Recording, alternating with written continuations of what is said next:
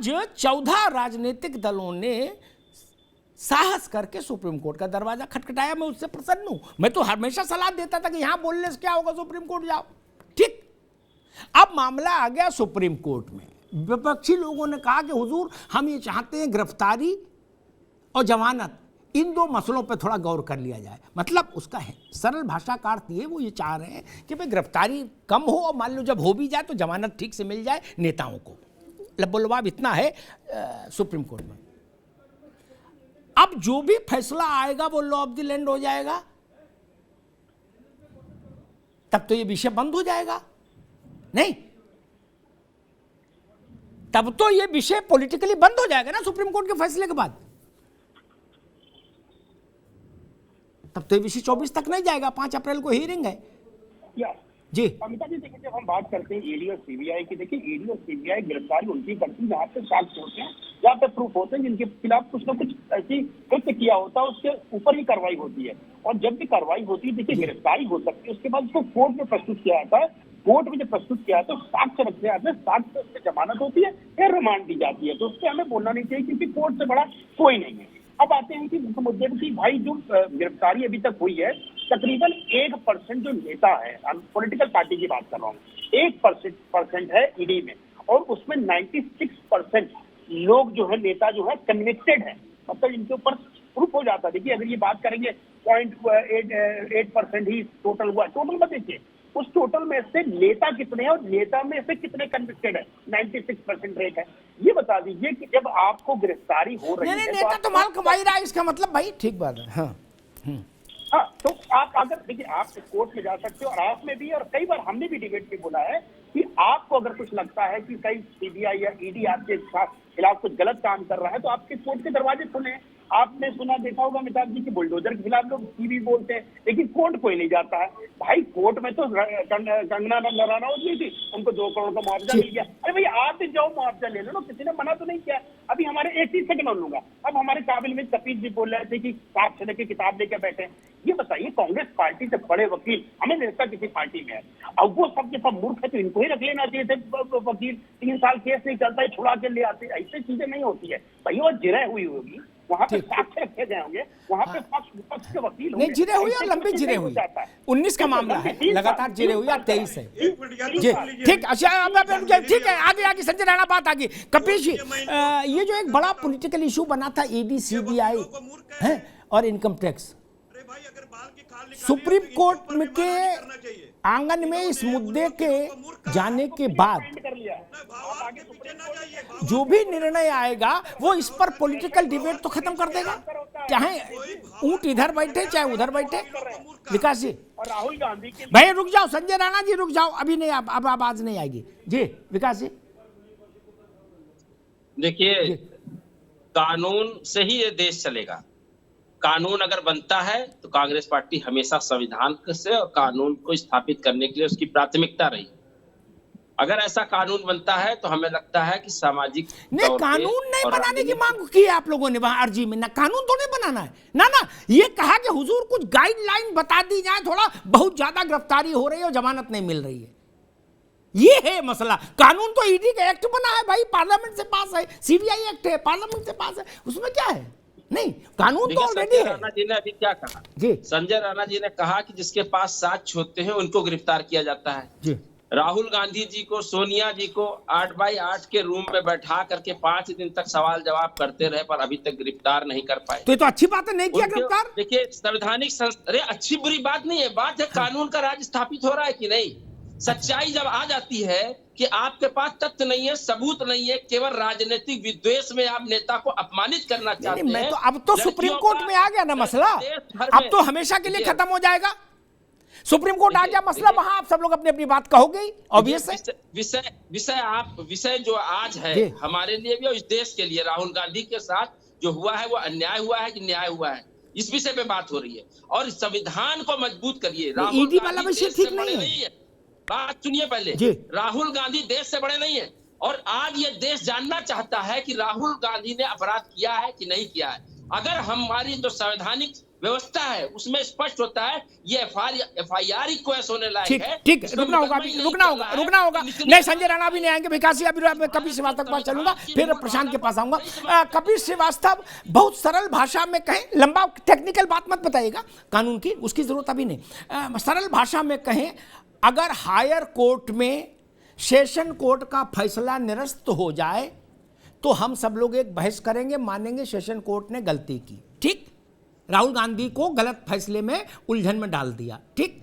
और अगर अपहाइल्ड हो जाए कि नहीं फैसला ठीक है तो हम मानेंगे राहुल गांधी ने गलती की थी, सदस्यता चली गई, जेल जाना पड़ेगा तो जेल भी जाएंगे, क्योंकि वो तो खड़गे जी ने भी कह दिया कि जेल, हम एक एक कार्यकर्ता जेल चला जाएगा, तो कोई दिक्कत नहीं है। नहीं, इसका फैसला कोर्ट से ही होगा ना, कौन फरियाएगा इसको? सुप्रीम कोर्ट, हाई कोर्ट जहां जाएंगे वहीं से निर्णय आएगा ना कि गलत था कि सही था। कपिल जी, अमिताभ जी, हाँ, तमाम केसेस होते हैं, उसमें इक्विटल भी होता है। हाँ, अधीनस्थ न्यायालय की तमाम वर्डिक्ट को उनके हायर कोर्ट बदल देते हैं ना। हाँ, तो वही जगह तो मैं होती कह है। रहा हूं, मैं भी वही बात कह रहा अरे हूं वही तो सुन तो ले। जी नहीं, मैं बिल्कुल वही बात आपको कह रहा हूँ। जी। ये तो अभी अधीनस्थ न्यायालय की भी जो निचली अदालत है उसने दिया है, ठीक, अभी तो ये सेशन में भी अपील हो सकती है, बात उस चीज की नहीं है। हाँ। मैं जिस चीज को कहना चाहता हूं, आप एक ऐसे सुधिजन पत्रकार हैं कि जिनके कंधों पे लोकतंत्र का बोझ है, आपको बचाना है। मैं अगर बैठा हूं यहां, किताब खोल के बैठा हूं, और ये हमारे घर में नहीं लिखी गई है, मैं सीधी नहीं, बात आप आपको क्या कह रहा कहना हूं। चाह रहे हो कि बड़े नेता के खिलाफ कहीं मुकदमा ना दर्ज हो, ऐसा बोलना चाह रहे हो क्या? कि आप बार बार आप सीधी लोग बात यही कह रहे हो आपको- कि ना, बड़े ना, नेताओं ना। को छोटे मामले में मैं- छोटे आदमी को सजा हो, बड़े नेता को नहीं हो सजा, ये तो नहीं हो सकता। मैं तो इंदिरा गांधी को मुकदमा ये मैं हुआ बिल्कुल था, नहीं कह रहा। इंदिरा गांधी की ये मैं संस्था बिल्कुल चली नहीं गई कह थी, रहा। इसका क्या मतलब? ये मैं बिल्कुल नहीं कह रहा। नहीं, आपने शुरुआत में क्यों कहा कह रहा? कि बड़े नेताओं को इतने अच्छा। छोटे छोटे मामले में, क्या बड़े नेताओं को छोटे मामलों से छूट ना, देते? ना। नहीं, सुन तो ले। ये नहीं कपिश भाई, एक बड़े नेता जब गुजरात के सीएम थे, उस समय सहारा और बिरला अरे के भाई आप डायरी में मुकदमा करो जो ना इनकम उनके टैक्स खिलाफ, का नरेंद्र जो मोदी के खिलाफ। आप तो नाम नहीं ले रहे हो, उनके मैं लिए नाम आप ले रहा हूं, आप हमेशा- नरेंद्र मोदी के खिलाफ हमें मुकदमा एक करो। चीज समझ में नहीं आता है, यही तो हमें समझ में नहीं आता है। आप करो ना अगर मुकदमा, आप एक कौन गरीब रोक रहा है? नहीं, एक मिनट अमिताभ जी, जी जी, जुडिशरी सिस्टम बहुत सस्ता है क्या? एक गरीब को न्याय इस देश में नहीं आपकी मिलेगा, ये आप पार्टी कहना संपन्न है, चाहते वो हैं। कर सकती है, ये पार्टी सरकार संपन्न और है, वो कर एजेंसी सकती है। अन्याय ठीक करने है, के लिए ठीक है आपने कपिल जी, बैठाइए अभी रुकना कि होगा। हर मामले में आप कपिल litigation श्रीवास्तव कि जाइए के litigation- पास मुश्किल हो, अभी रुकना होगा कपिल जी। कपिल श्रीवास्तव ने कहा न्याय सस्ता नहीं है, मैं उनकी बात से सहमत हो सकता, उनके सामने आर्थिक विषय आए, लेकिन वो जिस पार्टी के प्रवक्ता है, पार्टी संपन्न है, वो मुकदमा करे, लड़ सकती है, वो निजी विमान से चल सकती है पार्टी के लोग, तो वो मुकदमा भी लड़ सकते, कोई दिक्कत नहीं, मुकदमा करना चाहिए, मैं सबको राय दूंगा, मुकदमा करिए, ठीक। याद रखने से क्या फायदा, किस्सा मुकदमा करिए ना। राहुल गांधी के खिलाफ मुकदमा हुआ तो ये आया, अगर मान लीजिए मुकदमा नहीं हुआ होता तो फिर तो एस्कॉर्ट फ्री थी। इसलिए सबको सलाह दे रहा हूं, मुकदमा करिए। अरविंद केजरीवाल की पार्टी को भी यही कहता हूं, ये मत गिनाइए कि सारे चोर हैं, मुकदमा करिए ना। आप कह रहे हो नरेंद्र मोदी ने ऐसा कहा, फलाने ऐसा कहा, मुकदमा करिए, लड़िए मुकदमा। और आप लोग वकील हैं, क्या दिक्कत है? आपकी पार्टी में तो कपिल सिब्बल आ गए हैं, सिब्बल जी के पास तो कोई समस्या ही नहीं, लड़ेवाइए मुकदमा, ठीक। प्रशांत पटेल, ईडी और सीबीआई इसका मामले ने भी कान पका दिए देश के, ठीक। दिन में 24 घंटे में 18 घंटे सीबीआई ईडी, जितना गायत्री मंत्र का पाठ नहीं करते देश में लोग, हनुमान चालीसा नहीं पढ़ते, उससे ज्यादा ईडी सीबीआई पढ़ते थे क्या? अब कम से कम सुप्रीम कोर्ट में जाके हमेशा के लिए विषय वहां सुलझ जाएगा, या अभी भी कोई रट्टा बचा रहेगा? प्रशांत पटेल, देखिए अमिताभ जी, सुप्रीम कोर्ट तो कानून के अनुसार ही काम करेगी। और उत्तर प्रदेश में देखिए, अखिलेश यादव जी हमारे सबसे बड़े राजनीतिक विरोधी हैं, उनके विरुद्ध आय से अधिक संपत्ति का मामला था, सीबीआई ने बंद कर दिया। पश्चिम बंगाल में ममता बनर्जी जी हमारी सबसे बड़ी राजनीतिक विरोधी हैं, सब चीज हिंसा से लेके वहां पे चुनाव में सब कुछ हुआ, उनके विरुद्ध कभी ईडी सीबीआई नहीं गई। नवीन पटनायक, वहां उनके विरुद्ध तो कभी नहीं गई। तमिलनाडु में स्टालिन जी हैं, उनके विरुद्ध तो कभी नहीं गए। ऐसे और भी सारे हमारे राजनीतिक विरोधी हैं, उनके विरुद्ध कभी ईडी सीबीआई नहीं गई। जिन लोगों ने भ्रष्टाचार किया, अब चाहे नेशनल हेराल्ड वाला मामला था, इसमें तो राहुल गांधी सोनिया गांधी जी ने जो 5,000 करोड़ का घोटाला था, मजिस्ट्रेट कोर्ट से पटियाला हाउस इन्होंने जमानत ली ना, कोर्ट से जमानत ली, मतलब सिद्ध हुआ कि भाई इनके विरुद्ध मामला है, मामला तो खारिज नहीं हुआ, मामला चल रहा है। तो जिन्होंने भ्रष्टाचार किया उनके विरुद्ध जांच होगी, जिन्होंने नहीं किया उनके विरुद्ध कोई कार्रवाई नहीं होगी। ये तो हम देख करके नहीं कर रहे हैं कि भाई 1% पे करना है, 1% पे नहीं करना है। और दूसरी बात, इस मामले में आज भी सजा हो, आज की डेट में तो कोर्ट ने निर्णय दिया, उसका हमें सबको सम्मान करना पड़ेगा। कल को जो होगा उसका भी हम सम्मान करेंगे, उसको स्वागत करेंगे। उसके बाद कांग्रेस के लोग कह रहे हैं कि राहुल गांधी को सच बोलने की सजा मिल रही है। इसका मतलब राहुल गांधी आज भी बयान पे कायम है कि सारे मोदी चोर हैं, सारे मोदी करने वाले चोर हैं। ये कांग्रेस का यही उनका एक चीज और भी है, ठीक है प्रशांत पटेल, ठीक है, आएंगे आपको दोबारा। एक चीज और भी है, 2 बार राहुल गांधी ने, संजय राणा आप पास आ रहे हैं, 2 बार राहुल जी ने सुप्रीम कोर्ट में अपने वक्तव्यों के लिए माफी मांगी। 2 मुझे याद है, एक चौकीदार चोर है पर, एक राफेल पर, तीसरा होगा तो प्रशांत पटेल को याद होगा। माफी मांगी आरएसएस के बारे में, आरएसएस, हाँ, तीन बार माफी मांगी। माफी जो कांग्रेस कहती है कि हम माफी की संस्कृति के लोग नहीं है, हम माफी नहीं मांगते, 3 बार मांगी, रिकॉर्ड में मौजूद है। वकील लोग हमसे ज्यादा जानते होंगे कि रिकॉर्ड कैसा है, वो कभी खारिज नहीं होता। इस मामले में भी जब ये मामला चला सेशन में संजय राणा, तो ये बात बार बार आई कि माफी मांग लिया ने, ताकि जिसने कहा कि भाई अवमानना हुई हमारी, वो संतुष्ट हो जाए। अवमानना के अधिकांश मुकदमे ऐसे होते हैं। भरद्वाज साहब की पार्टी उसका ज्वलंत उदाहरण है।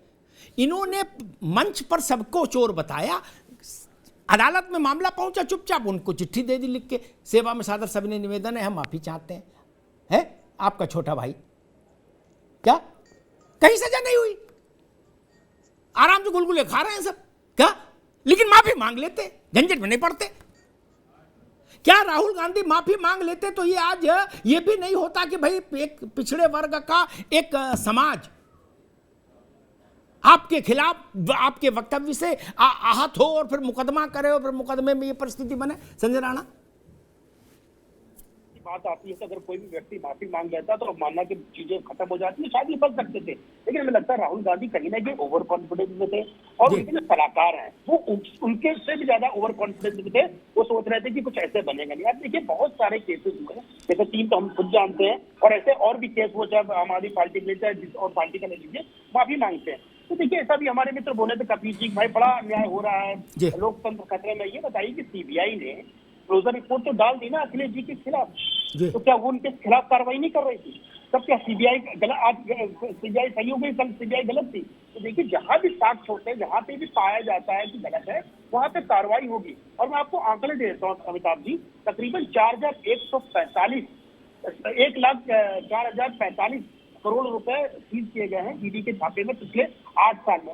मैं बता रहा हूँ 2014 के बाद से, और छापे पड़े हैं 3,100 प्लस। और पहले कितने पड़े थे? 4,000, सिर्फ 4,000 करोड़ रुपए आए थे जब हम बात करते हैं 2004 से लेकर 2013 के बीच। तो देखिए उसके साथ नंबर भी है, आपको नंबर भी देखना पड़ेगा कि जो चीजें हो रही हैं उसके साथ तत्व है कि नहीं है।